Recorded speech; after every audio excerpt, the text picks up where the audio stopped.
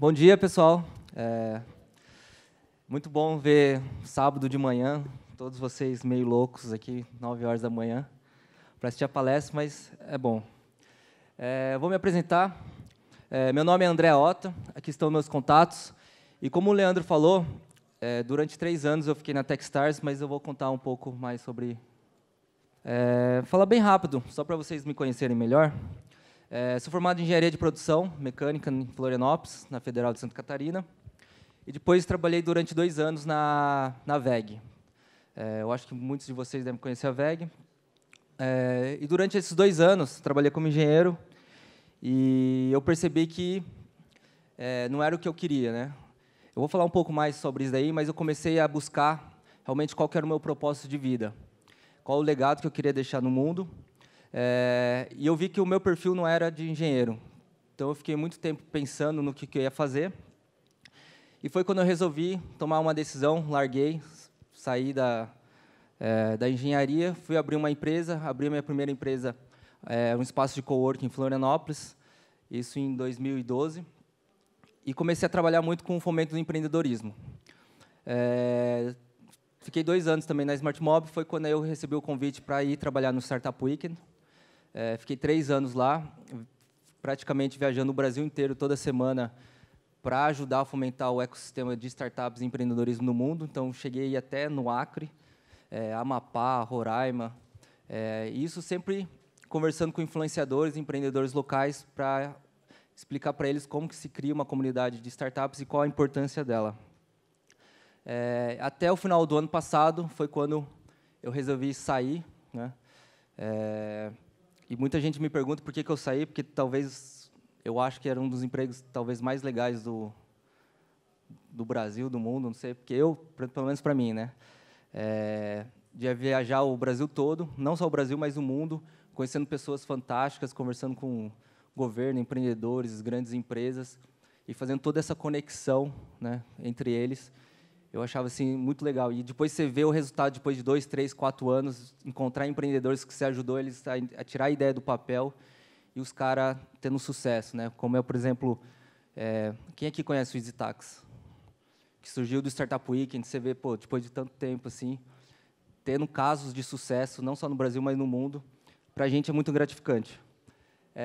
E aí, no final do ano, eu saí para abrir minha startup, a Intexify. Então, hoje eu estou em Florianópolis, não estou mais em São Paulo, e estou tocando a Intexify. Mas, isso é uma breve introdução.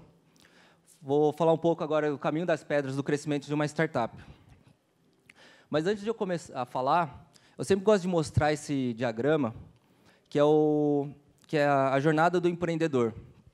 A gente fala muito dessa jornada empreendedor, porque a gente acredita que todas as pessoas têm essas 6 etapas para alcançar o sucesso. Alguém já tinha visto isso?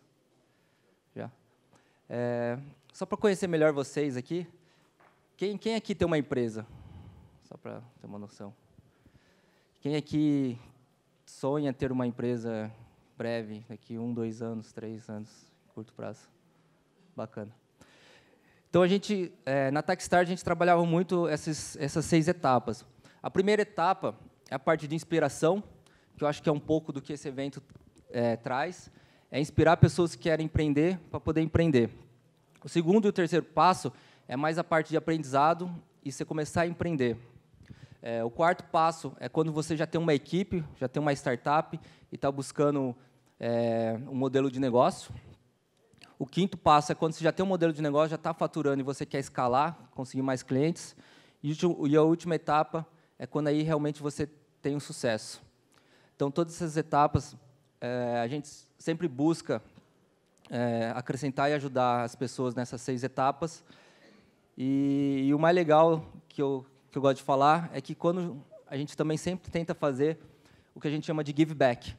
As pessoas que já passaram por cada etapa, eles ajudarem as pessoas que estão começando.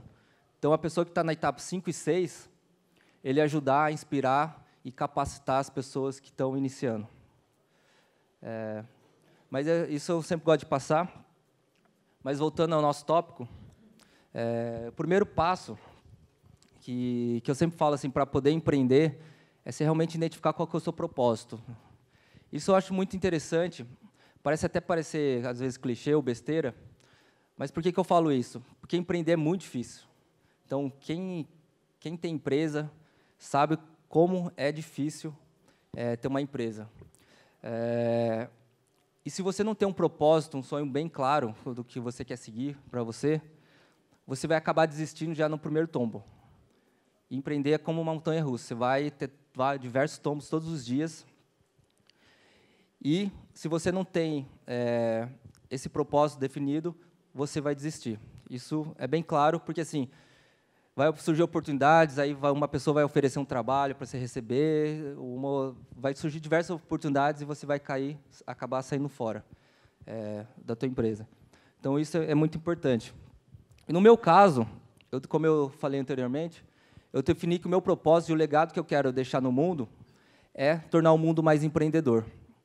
Então, lá por volta de 2010, 2011, eu falei, pô, se eu morresse, foi uma reflexão que eu fiz na minha vida, se eu morresse agora, qual que era o legado que eu queria deixar, né? E eu coloquei para mim, cara, o meu propósito é tornar o mundo mais empreendedor. Então, eu vou trabalhar, fiz todo um planejamento de vida de como eu ia alcançar essa parte de ajudar realmente as pessoas, não só as pessoas, mas o Brasil, a ser mais empreendedor. E por que eu acredito muito nisso? Por que eu acredito que o empreendedorismo é a maior força de transformação do mundo? E eu gosto de falar isso para as pessoas, assim, porque é um empreendedor que vai identificar um problema ou uma necessidade da sociedade e vai trabalhar para resolver. E quando você resolve esse problema, você acaba fazendo algumas coisas. Primeiro, resolvendo o problema de alguém, você está criando valor para alguém. E depois, quando você tem uma empresa, você vende e compra produtos ou serviços que faz girar a economia. Terceiro, você contrata pessoas, então você gera renda para a tua região. E quarto, vendendo e comprando produtos, você também gera impostos para o governo, que, na teoria, o governo deveria voltar para a sociedade. Então, quanto mais empreendedores a gente vê no mundo, quanto mais a cidade cria um ambiente para ter mais empreendedores, mais rica é a cidade. E nisso que eu comecei a trabalhar. Só alguns dados que eu peguei do Sebrae, que é interessante. Só o exemplo de 8 startups aqui de Santa Catarina, não sei se todos vocês conhecem, mas também até alguns dados estão desatualizados, porque as startups crescem muito rápido. Por exemplo, a RD agora já está com 500 funcionários e mais de 8 mil clientes. A Itecaor tem Meus Pedidos, Contentu, Social Base. Só soma isso do ano passado, já tem mais de 1.000 funcionários agora e mais de 13 mil clientes, né? Então, só isso você vê qual é o impacto que tem na economia e por que é importante a gente promover para que mais startups possam surgir. Então, voltando ao tema, né? O primeiro passo que eu sempre falo assim, pessoal, defina qual é o teu propósito claro que vocês querem. E segundo, tenha em mente qual o seu perfil. A gente sempre fala isso, eu gosto de falar que é muito difícil as pessoas fazerem um autoconhecimento e, às vezes, a galera vê as pessoas na mídia, pô, aquele cara ficou rico, aquele cara empreendedor ficou milionário, vendeu a empresa, e ele só vê o que a mídia conta. E, geralmente, ele não vê que aquele cara lá se fudeu durante 4, 5, 10 anos até ele ter sucesso. E a galera começa a achar que é fácil. E não é fácil. E aí, eu sempre falo, cara, você tem que se conhecer. Às vezes, você não tem perfil para ser empreendedor, que não tem nada de errado nisso.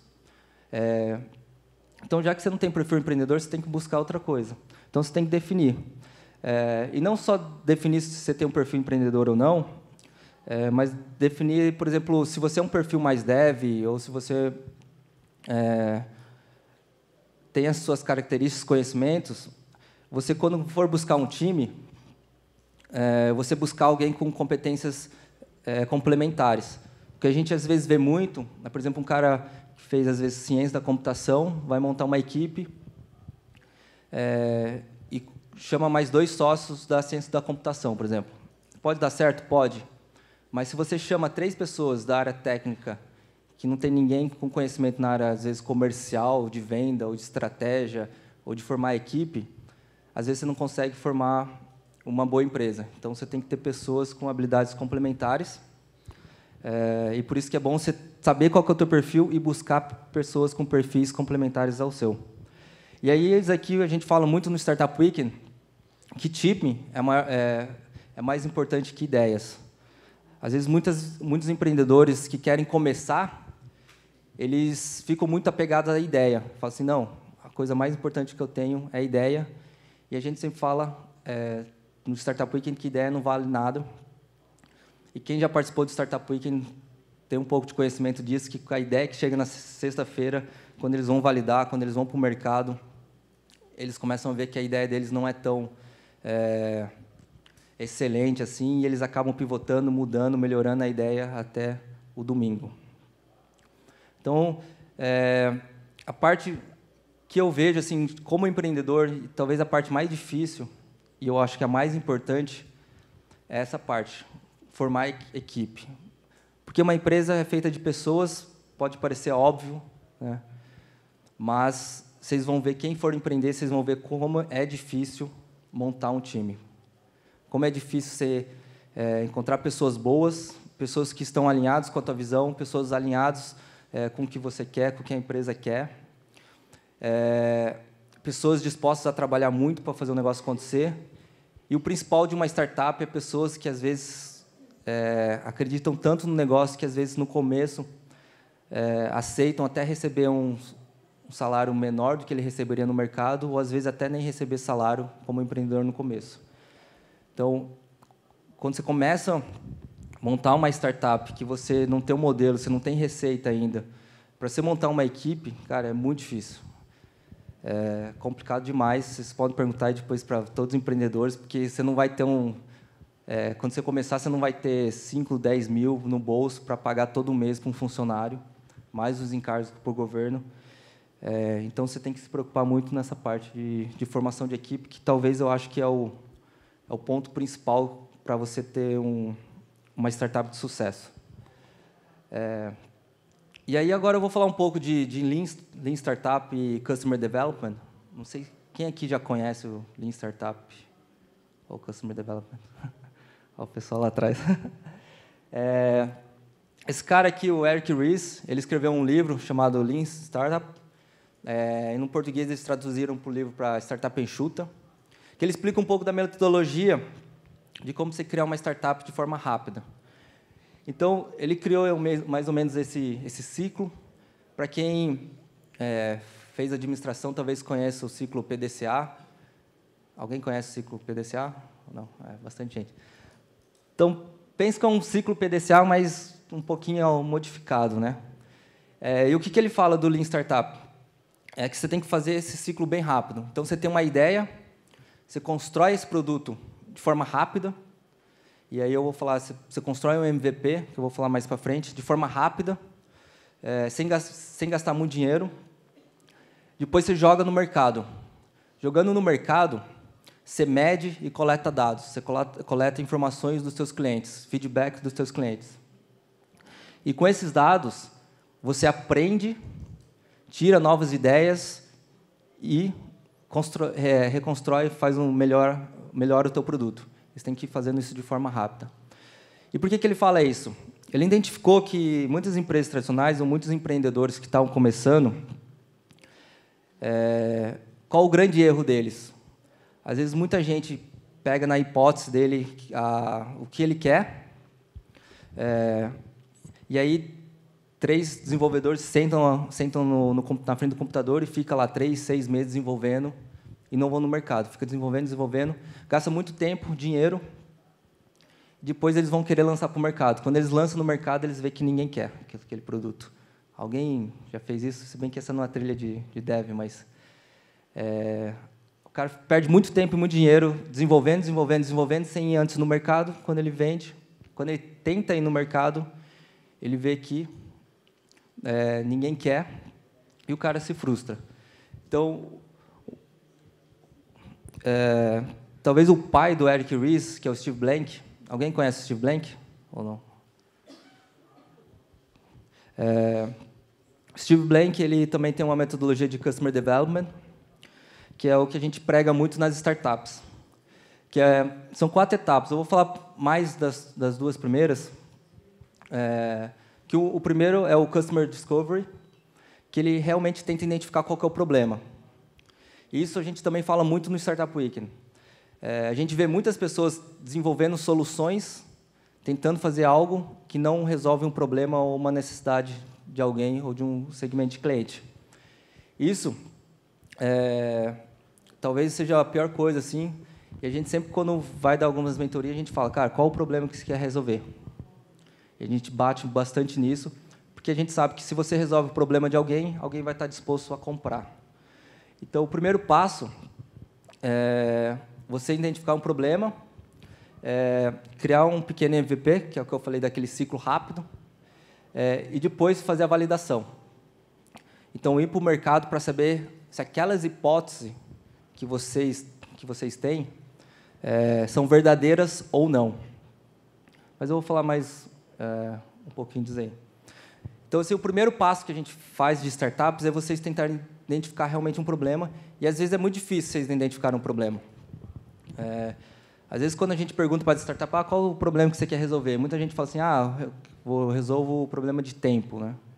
E a gente sempre fala assim, tempo todo mundo tem 24 horas por dia, talvez o teu problema não é o tempo, né? Mas aí a gente começa a trabalhar, cara, qual que é realmente o problema que você quer resolver? Talvez o problema não é o tempo, é prioridade, né? Porque às vezes o cara pode deixar de fazer alguma coisa para usar o teu produto. Então a gente tenta identificar realmente qual que é o problema inicial que você quer resolver. O segundo ponto que a gente começa a trabalhar é a parte de segmento de clientes. Quem realmente tem aquele problema? Qual o segmento de clientes? E a gente vê muitas pessoas, às vezes, errarem, falam assim, que a gente sente e fala, qual é o teu segmento de cliente? E todo mundo fala assim, é todo mundo. Então, você nunca vai conseguir alcançar todo mundo. Às vezes, você pode até conseguir, mas quando você estiver grande. Mas, no início, você não vai conseguir. Então, é importante vocês terem bem claro qual é o teu segmento. Criar uma persona. E a partir do momento que você define o seu segmento de cliente, a gente fala que o próximo passo é você ir para o mercado. Você estudar o teu mercado, a tua área, e saber qual que é o tamanho. E é muito bom vocês fazerem essa pesquisa de tamanho, principalmente startup que vocês querem escalar rápido. Não adianta vocês resolverem um problema de poucas pessoas, talvez o problema de uma pessoa, ou o problema de um mercado pequeno. Na verdade, vocês até podem querer resolver, mas questões de startups que vocês querem escalar, ter muitos clientes e crescer rápido, sempre, ou se vocês estão em busca de investidor, é sempre bom vocês terem um mercado grande, vocês poderem atingir um mercado gigantesco. E a gente sempre pede nessa etapa da parte da validação. Então, vocês saírem para as ruas mesmo, para conversar com clientes. E essa é uma etapa muito difícil. A gente vê que talvez a gente não é educado para fazer isso, mas é muito difícil vocês saírem para a rua para conversar com as pessoas, às vezes pessoas que vocês não conhecem, e validar, tentar vender. É muito complicado isso para os empreendedores. Mas a gente vê como é muito importante, porque quando você chega para o teu cliente e começa a fazer as validações, que é aí que você consegue aprender. Você aprende muito. E essa parte de validação é legal, que eu até contar a nossa história da Intexify. A Intexify, o que a gente faz? A gente faz inteligência artificial para agilizar o processo de vendas. Então, basicamente, o que a gente faz, a gente pega os leads ou CRM que as empresas têm. Aí a gente tem o que a gente chama de crawler, que são aqueles robôs que ficam na internet buscando informação. Então, se o cliente está lá com uma base de dados de 1.000 e-mails, geralmente eles não sabem quem eles vão atacar primeiro, né? Então, a gente tem um robô que coleta informações sobre aquela pessoa, informações sobre aquela empresa, e com aquele volume de dados a gente faz o processo, uma inteligência para identificar para o cliente quem que ele deve abordar. Porque um dos grandes erros também é a empresa chega e começa a querer vender para todo mundo, e perde muito tempo para tentar vender para quem não é um potencial cliente. E a gente faz e indica isso de forma rápida. E essa parte de validação, o que a gente fez no começo? Em vez de a gente sair desenvolvendo tudo, a gente foi conversar com o cliente. Então, a gente foi conversar com várias empresas e perguntar para eles qual que era a dor deles. Então, a gente chegava para o cliente e falava assim, pô, vocês trabalham com inbound marketing? Ah, sim. Qual que é o volume de leads que vocês têm? Ah, a gente tem 1.000, 2.000, 3.000 leads. Ah, qual o problema que vocês têm para resolver? Aí os clientes começavam a falar, pô, a gente tem muito problema que tem muito e-mail inválido, e aí a gente perde tempo mandando e-mail, voltando, tem muito telefone errado que o cara liga, não é. Aí o marketing faz uma qualificação, joga para a equipe de vendas, dessa equipe de vendas, 65% do que o marketing entrega para a equipe de vendas, eles jogam fora, eles descartam. A gente tem que contratar uma pessoa para ficar 2 dias por semana só pegando aquele e-mail, jogando no Google, jogando no LinkedIn, entrando no site. E aí os caras começam a falar assim, então a gente tem que contratar pessoas para ficar fazendo essa questão manual. Então, eles vão falando quais são os problemas. E nisso a gente vai anotando, cara, ele tem problema nisso, tem problema naquilo, tem problema naquilo lá, tem tanananá, tananá. E quando a gente chega assim, cara, a gente tem uma solução para isso. O cara, a gente não chega, às vezes, vendendo a solução, né? A gente senta, escuta, faz perguntas para os nossos clientes e eles mesmos vão falando assim, cara, é isso aqui, isso aqui, isso aqui, meu problema de marketing é isso, meu problema de venda é isso. Então, beleza. E aí, o que a gente começou a fazer? Cara, antes da gente sair desenvolvendo, a gente sentava, voltava, vocês têm esse problema? Cara, então passa a sua lista para a gente que a gente vai resolver. E no começo a gente fazia o quê? A gente fazia tudo manual. A gente testava, a gente usava várias ferramentas já prontas, API, tem API de crawler que a gente jogava, ou a gente mesmo pegava e jogava no LinkedIn manual, jogava no site. A gente, cara, fazia tudo isso manual, fala, cara, entrega para a gente. Eles entregavam para a gente lá, a equipe sentava, fazia tudo, cara, entregava para ele. E falava, cara, a gente tem um sistema que faz isso. O cara nem sabia que a gente faz manual. Assim, a gente entregava para ele, o cara, pô, que legal, é eles aqui que eu queria, cara, eu já entreguei um negócio, já entregou uma parte inteligente, quem que eu devo entrar em contato. E a gente falava muito, que eles falavam que assim, um dos problemas dele é que, às vezes, o estagiário baixava o e-book e ele via que aquela empresa era o potencial cliente deles, mas eles sabem que eles não vão fechar um contrato com o estagiário. Eles queriam, às vezes, o diretor de marketing, sabe? E, às vezes, eles não sabiam quem que era o diretor de marketing, não tinham contato deles. Cara, a gente fazia isso manual mesmo no começo. Cara, tá vendo esse cara aqui? A gente mostrava. Esse cara aqui é o estagiário, olha o perfil dele. Só que essa empresa é total potencial de cliente, é um potencial cliente teu por isso, por isso, por isso. Cara, vocês têm que conversar com o diretor de marketing. O diretor de marketing é esse cara, o perfil dele é esse, o e-mail dele é esse, o telefone dele é esse. E a gente entregava para os caras, e eles, pô, é isso mesmo que eu queria. E a gente começou a pegar o feedback. Então, assim, a gente começou a validar antes, sem realmente desenvolver o produto inteiro. Lógico que a gente tinha alguns desenvolvimentos básicos, uns MVP que a gente tinha, mas a gente começava a fazer isso manual.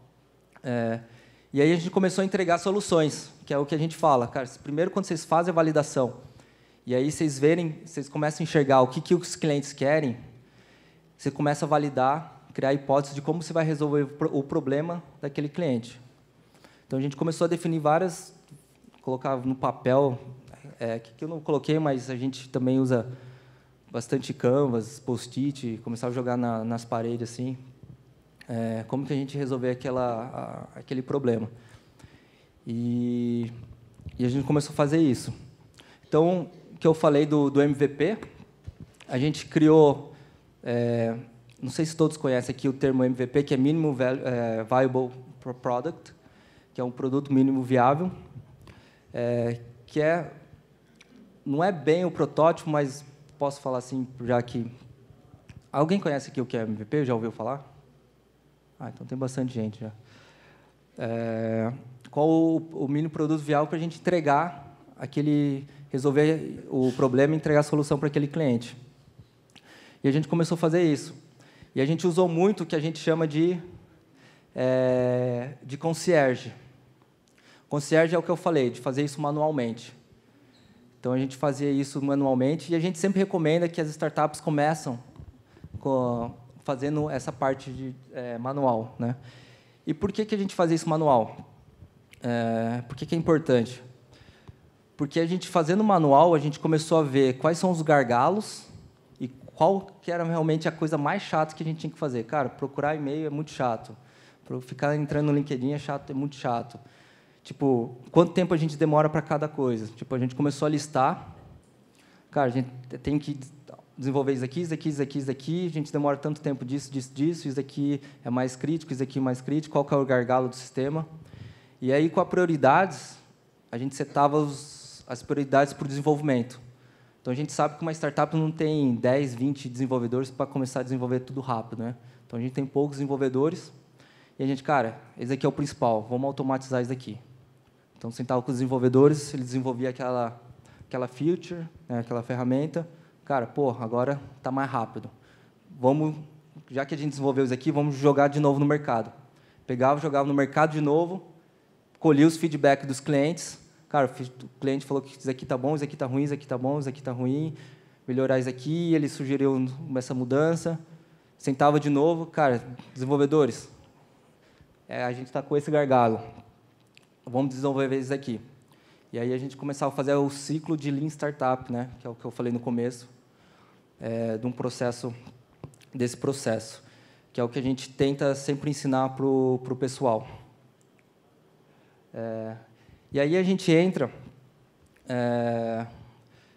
numa outra etapa, depois que você faz todo esse ciclo, que você consegue validar que realmente tem um problema, você consegue validar quem são os seus clientes no mercado, e vocês conseguem validar a solução de vocês, que aí vocês entram em outra etapa, né? Que é o que eu falei, vocês vão ter que expandir a equipe, que no começo eu falei que é muito difícil.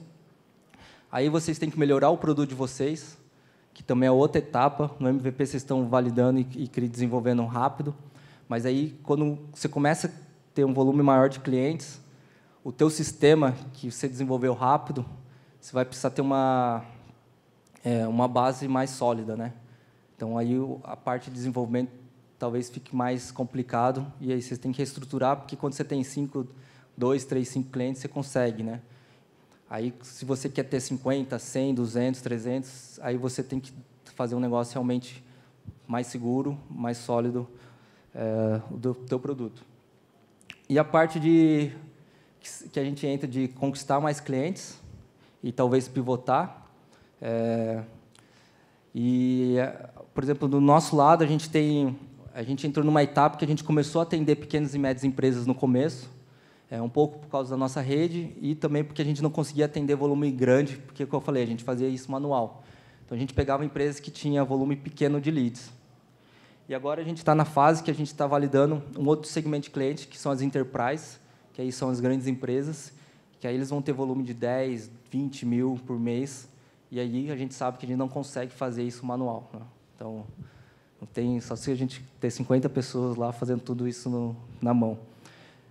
Mas agora a gente tem quase muito parte do processo automatizada e a gente consegue testar essa parte de enterprise.